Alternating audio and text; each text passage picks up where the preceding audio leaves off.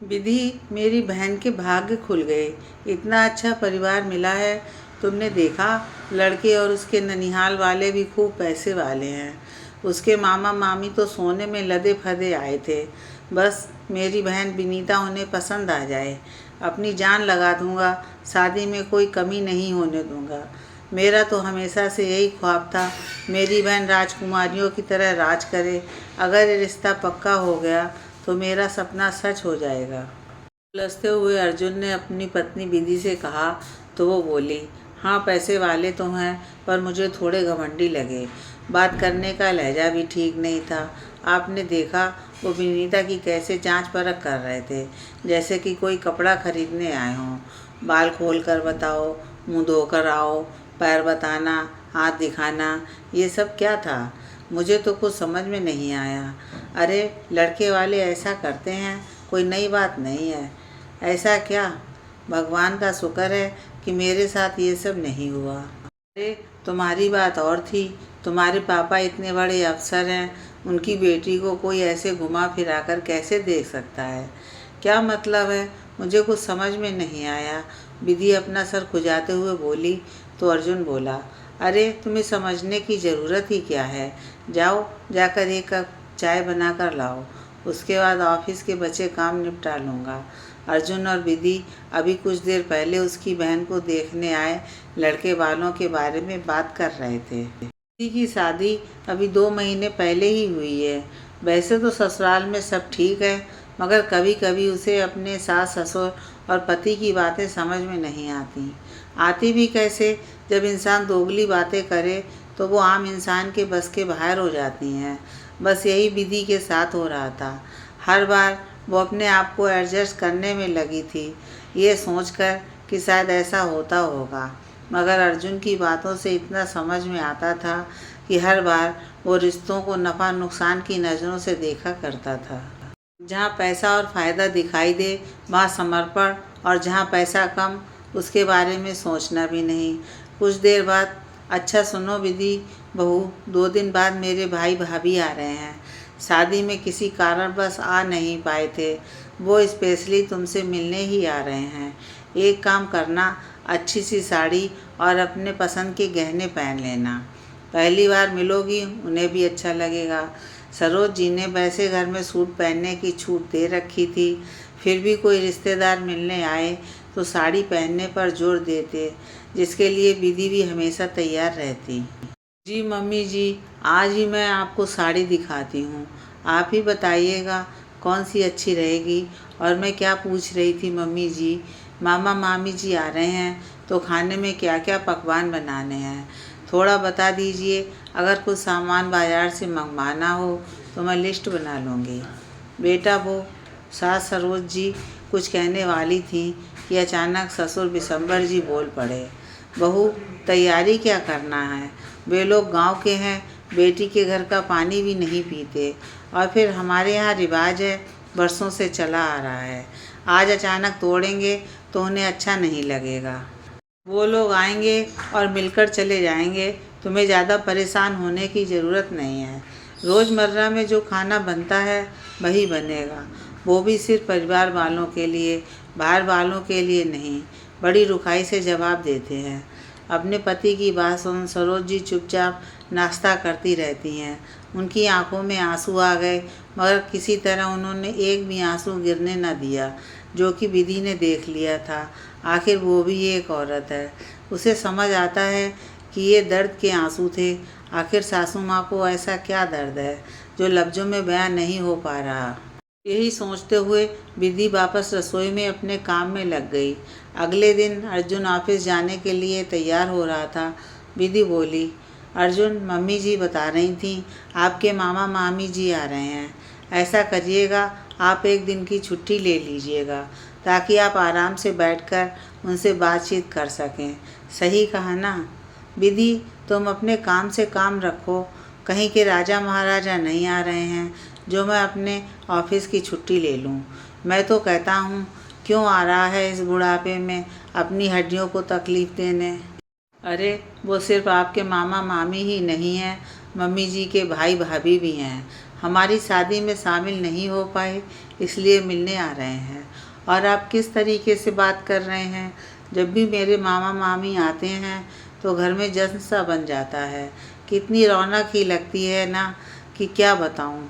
विधि, तुम्हारी बात अलग है। तुम्हारे मामा मामी बहुत पैसे वाले हैं। मैंने शादी में देखा उन्होंने किस तरह नेक लुटाए थे। शगुन के लिफाफे भी बहुत भारी थे, और तुम्हारे मामा ने तो तुम्हें सोने का सेट भी दिया और मुझे सोने का सिक्का। अब इतने पैसे वालों का सम्मान तो करना ही पड़ता है, तभी जीवन भर नफ़ा होता है। अगर पैसे वाले लोगों का सम्मान न किया जाए तो उसमें हमारा ही नुकसान है, इसलिए आवभगत तो करनी पड़ती है। मगर मेरे मामा मामी इस लायक नहीं कि उनके लिए चाय भी बनाई जाए। बोल वो ऑफिस निकल गया। विधि चुपचाप खड़ी अपने पति की शक्ल ही देखती रह गई। कौन भांजा अपने मामा मामी के बारे में ऐसी बात कर सकता है, चाहे वो गरीब हो या अमीर। नाना नानी मामा मामी तो सबको प्यारे होते हैं। फिर अर्जुन के अंदर ऐसी बातें किसने भरी? सोचते हुए रसोई में पहुंची। देखा तो सरोज जी सब्जी बना रही थीं। अरे मम्मी जी, आप क्यों परेशान होती हैं? लाइए मैं करती हूँ। बेटा सब्जी मैं बनाती हूँ, तुम रोटी की तैयारी कर लो। आटा निकालते हुए विधि बोली, मम्मी जी एक बात पूछूं? ये पापा जी और अर्जुन दोनों ही मामा मामी जी के आने से खुश नहीं हैं। कुछ बात है क्या? इतने प्यार से बहू ने पूछा तो सरोज जी फपक कर रो पड़ी।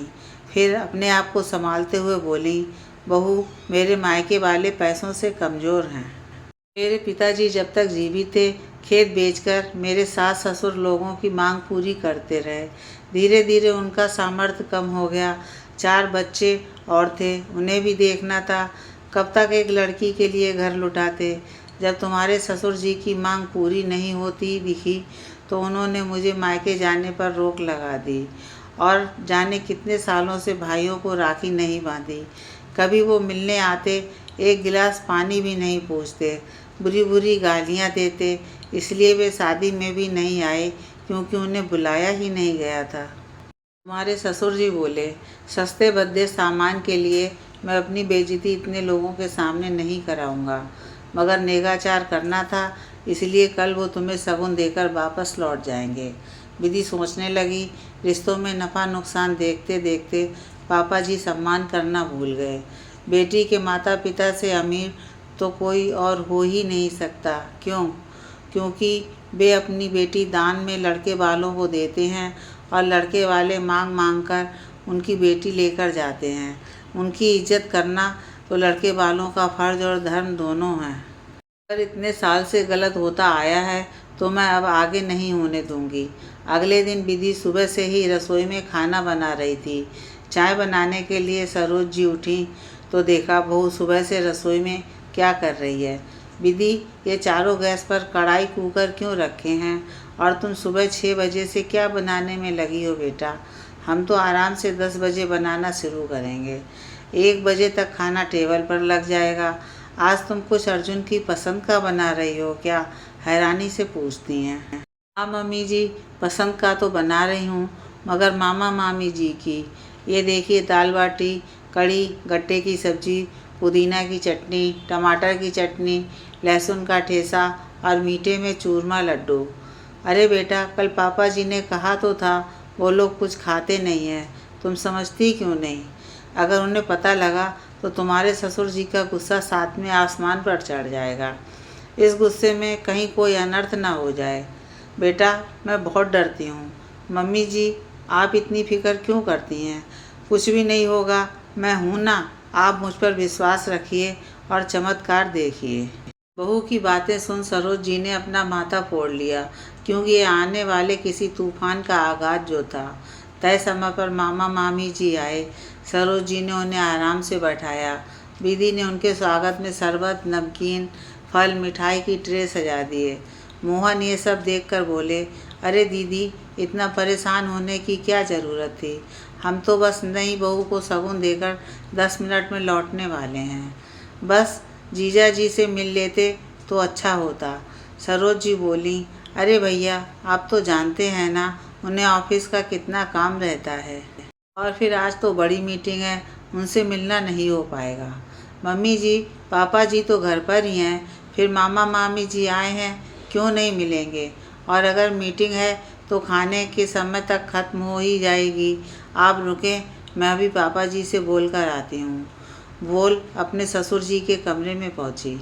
पापा जी, मोहन मामा मामी जी आए हैं, आपका नीचे इंतज़ार कर रहे हैं। क्या बोलूँ, आप कितनी देर में आ रहे हैं? बहू, ऐसे फालतू लोगों के लिए मेरे पास समय नहीं है। बोल दो मैं व्यस्त हूँ, नहीं आ पाऊँगा।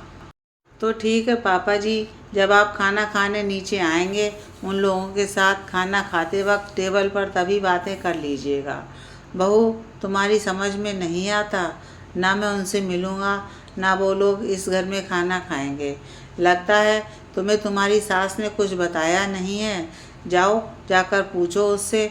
और हाँ, जाते वक्त मेरे कमरे का दरवाज़ा लगाते हुए जाना। मैं थोड़ी देर आराम करूँगा, गुस्से से बिशंबर जी बोले।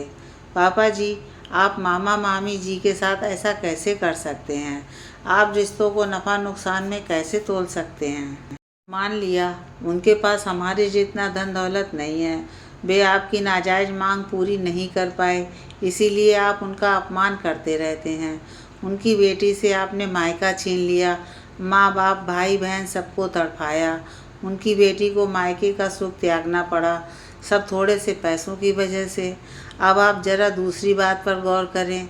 भगवान की दया से विनीता दीदी के लिए शुक्ला परिवार की तरफ से हाँ हो गई है, लेकिन क्या आपने सोचा है कल को आपके साथ ऐसा हुआ तो? क्योंकि उनकी नज़रों में आप भी तो गरीब माँ बाप हुए। शादी में तो आप किसी तरह जोड़कर दान दहेज दे देंगे, मगर जब उनका मन चाहेगा और आप उनकी मांगें पूरी नहीं कर पाएंगे, तब वे लोग भी आपको नंगा भूखा कहेंगे, अपमान करेंगे। अर्जुन को अपनी बहन से मिलने नहीं देंगे, आप अपनी बेटी को कभी देख नहीं पाएंगे। अर्जुन को वे लोग बिल्कुल ऐसे ही अपमानित करेंगे जैसे अभी आप मोहन मामा जी को कर रहे हैं। तब आपको कैसा लगेगा? क्या आप ये सब बर्दाश्त कर पाएंगे? अपनी लाडली राजकुमारी बेटी से दूर रह पाएंगे? उसे न देख पाने का गम आपको सताएगा, या फिर आप कन्यादान करके उसे भूल जाएंगे? और तो फिर ऐसी बातें छुपती नहीं। आज मुझे पता चल गई, कल विनीता दीदी के ससुराल वालों को पता चल जाएंगे। फिर ऐसा व्यवहार वो भी आपसे करने में कर सकते हैं, क्योंकि आपने तो एक उदाहरण पेश किया है। तब आप कुछ बोल भी नहीं पाएंगे। बहू की बातें सुनकर बिशंबर जी को तो जैसे काटो तो खून नहीं। इस तरीके से तो उन्होंने सोचा ही नहीं। हर समय अपनी पत्नी का, उसके माता पिता का भी अपमान किया, आज उसी स्थिति में खड़े हैं। खुदा न खास्ता विनीता के ससुराल वाले भी उनके साथ ऐसा व्यवहार करने लगे तो क्या होगा? आखिर वो हमसे हैसियत में ऊंचे ख़ानदान से हैं और हम उनसे एक पायदान नीचे। ऐसा ही कुछ तो सरोज और बिशंबर जी के परिवार के बीच हुआ था। उनके माता पिता ने जैसा जैसा बोला बिशंबर जी वैसा वैसा करते गए। ये भी नहीं सोचा कि इसके दुष्परिणाम क्या होंगे। अपनी गलती समझ में आते ही बिशंबर जी बहू से बोले, जाओ, जाकर जलपान की व्यवस्था करो, मैं आता हूँ। नीचे पहुँचे तो देखा साले साहब हाथ जोड़कर विनती कर रहे थे कि वो खाना नहीं खाएंगे। तभी बिशंबर जी बोले, साले साहब, खाना तो आपको खाना पड़ेगा, वरना मैं समझूंगा कि आपने मुझे माफ़ नहीं किया। भांजे की शादी में शामिल नहीं हो पाए, लेकिन भांजी की शादी में 15 दिन पहले से आपको आना होगा और मेरे साथ मिलकर तैयारी करवानी होगी। जीजा जी, मैं तो हमेशा आपके बुलाने का इंतज़ार करता रहा हूँ। अब जाकर ये घड़ी आई है तो पीछे नहीं हटूँगा। 15 दिन पहले आकर तैयारी में लग जाऊँगा। आपने मान सम्मान दिया, यही हमारे लिए बहुत है। इसी बात पर बहू विधि के हाथों से बना कुछ मीठा यानी एक एक लड्डू हो जाए। बिशंबर जी ने अपने हाथ से एक लड्डू अपने साले मोहन के मुंह में डाल दिया, जिसे देख सरोज जी बहुत खुश हुई। चलो, अंत भला तो सब भला। और अपनी बहू को मन ही मन धन्यवाद किया कि इतने वर्षों से चले आ रहे बैर को यूँ सूझबूझ से ख़त्म कर दिया और अपने ससुर जी की सोच बदल दी।